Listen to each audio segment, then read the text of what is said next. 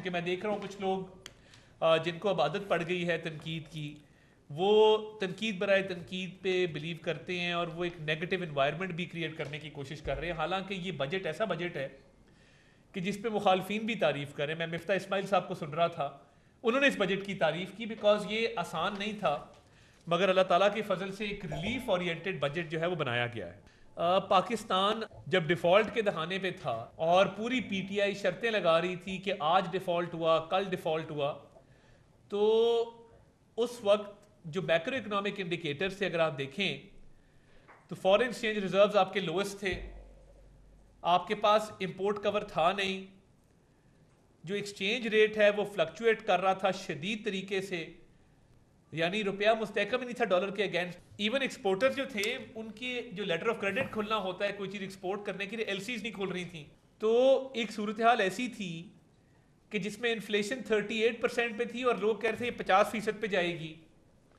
जो interest rate है वो 22% के ऊपर था और रेमिटेंसेस भी आपकी डिप्लीट हो गई थी। तो देखिए उस वक्त ऐसा वक्त था कि कुछ लोग, मुझे याद है एक दो सरकारी लोग छुट्टी लेके चले गए कि जी हम नहीं चाहते कि हमारे दौर में ये डिफॉल्ट हो, और मुल्क की मईशत को कोई हाथ लगाने को तैयार नहीं था, मईशत को पे काम करने को कोई तैयार नहीं था, हुकूमत बनाने को कोई तैयार नहीं था। ऐसे दौर में अल्हम्दुलिल्लाह मुस्लिम लीग नून की क़यादत ने मईशत को संभाला और मियां नवाज शरीफ के विजन के तहत जब शहबाज शरीफ साहब ने ये मईशत के मामलात को आगे लेकर चले तो उस दौरान बहुत मुश्किलात भी आई। वो जो पेरिस की एक मीटिंग थी, देखिए आईएमएफ से हमेशा मुस्लिम लीग नून की हुकूमत ने ही निजात हासिल की है, आईएमएफ प्रोग्राम कंप्लीट करके और इकॉनमी को स्टेबल करके। मियां नवाज शरीफ की गवर्नमेंट में हम खैर बात कह चुके थे। इमरान खान की हुकूमत थी जिसने कहा कि हम खुदकुशी कर लेंगे, आईएमएफ के पास नहीं जाएंगे, मगर जाना पड़ा। और वो पेरिस में शहबाज शरीफ साहब की मीटिंग ना होती एमडी आईएमएफ से, तो मामला तय ना पाते तो खुदा ना खासा शायद डिफॉल्ट हो गया होता। उन्होंने ज़ाती तौर पे बहुत एफर्ट करके वो कामयाब मीटिंग की और हम आईएमएफ प्रोग्राम में गए और आज स्टेबिलिटी आई है। तो ये वो हालात थे जिनमें इकोनॉमी हमें मिली, और उसके बाद जो जर्नी है पिछले 2 साल की, ये बार बार वज़ीर आज़म कहते रहे कि जैसे ही गुंजाइश पैदा होगी हम आपको रिलीफ देंगे, जैसे ही गुंजाइश पैदा होगी हम आपको रिलीफ देंगे। और गुंजाइश पैदा होने का वेट नहीं किया, गुंजाइश कैसे पैदा की ये भी मैं आपको बताऊंगा कि गुंजाइश बाकायदा तौर पे बहुत एफर्ट करके पैदा की गई है और होम ग्रोन प्लान के तहत वो पैदा की गई है। जो एफबीआर है, federal board of revenue, main आपका जो टैक्स कलेक्टिंग एजेंसी है, उसमें 2-3 प्रॉब्लम थे। डिजिटलाइजेशन रुकी हुई थी, अफसरान करप्ट थे और सिफारिश पे पोस्ट होते थे, और टैक्स कलेक्शन का कोई मरबूत निज़ाम मौजूद नहीं था। तो ये जो भी रिलीफ दिया है इसकी गुंजाइश कैसे पैदा हुई? शहबाज शरीफ साहब का विजन ये था कि मैं टैक्स देने वाले पे टैक्स ना देने वाले का बोझ नहीं डाल सकता। तो उन्होंने 2-3 काम किए। नंबर 1, उन्होंने कहा कि ये सियासी सिफारिश से पाक होगा पूरा एफबीआर, कोई कस्टम्स का अफसर, कोई इनकम टैक्स का अफसर सिफारिश पे नहीं लगेगा।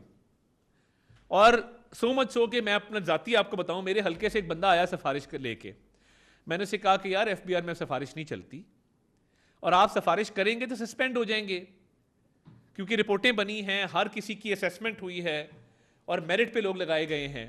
उसको यकीन ना आया। वो जब सस्पेंशन ऑर्डर आए तब उसको यकीन आया कि वो वाकई एफबीआर में अब सिफारिश नहीं चलती। और पोर्ट से लेके आपके इनकम टैक्स के ऑफिसेस तक अब एक मेरिट का निज़ाम है, यानी पोर्ट्स के ऊपर फेसलेस अप्रेजमेंट है। जिस भी इंपोर्टर या एक्सपोर्टर का माल क्लियर होने के लिए पड़ा है उसका कस्टम के किसी अफसर से कोई ताल्लुक नहीं है। वो एक सिस्टम है, उसमें जीडी नंबर एंटर होता है, वहीं से सारी चीज़ें क्लियर होती हैं, और जो हफ्तों में होती थी अब दिनों के अंदर होती हैं। अब फेसलेस सिस्टम है, कंप्यूटर के ऊपर है, ऑनलाइन है, तो उस पर गुंजाइश नहीं है किसी से कोई डिमांड करने की या डिले करने की। इसी तरह ये बड़ी कुछ इंडस्ट्रीज थी जो विंडफॉल प्रॉफिट्स कमा रही थी और टैक्स नहीं दे रही थी। शुगर की इंडस्ट्री, बेवरेजेस, सीमेंट, टोबैको।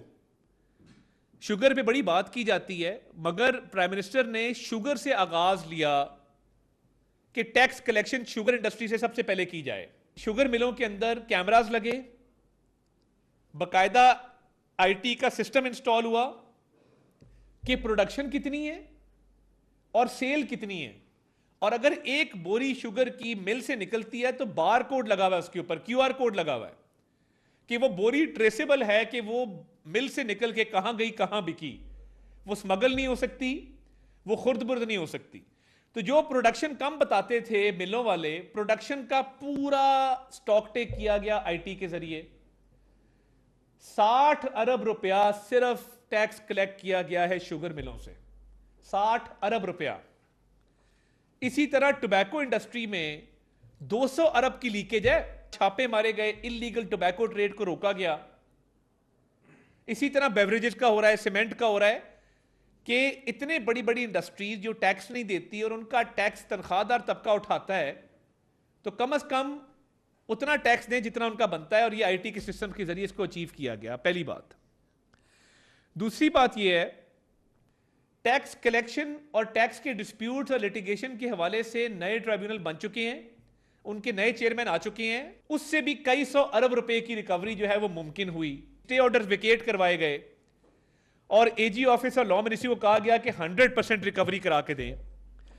तो ये तकरीबन पिछले एक साल में 800 अरब रुपए की इन्फोर्समेंट से पैसा आया है।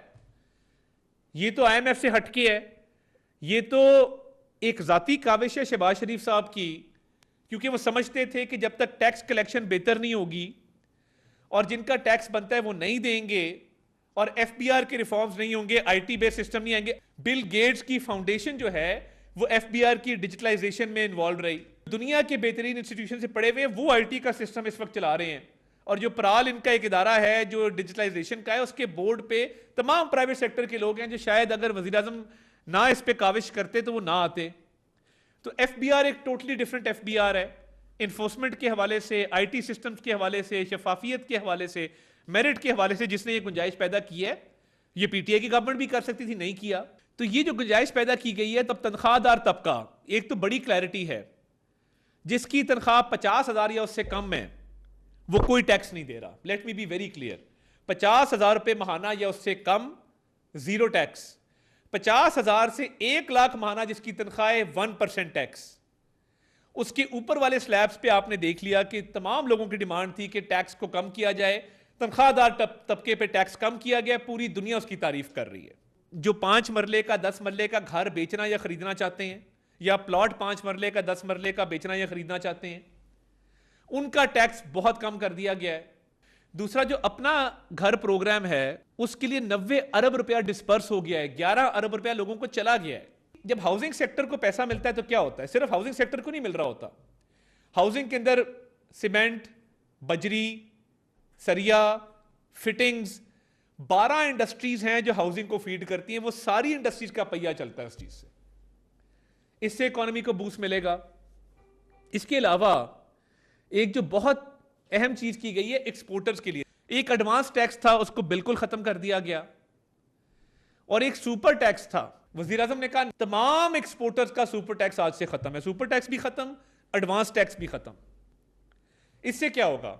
जब एक्सपोर्टर ज्यादा मुनाफा कमाएगा, उसका टर्नओवर ज्यादा होगा, वो इंडस्ट्री लगाएगा, वो डाइवर्सिफाई करेगा, वो एक्सपैंड करेगा, नौकरियां मिलेंगी, इकोनॉमी ग्रो करेगी, ज़र मुबादला के ज़खायर बढ़ेंगे, मुल्क तरक्की करेगा, एक्सपोर्ट लेड ग्रोथ की तरफ हम जाएंगे, और मेड इन पाकिस्तान अशिया बाहर कंपेटिटिव हो जाएंगी। तो ये ओवरऑल इकोनॉमी को बूस्ट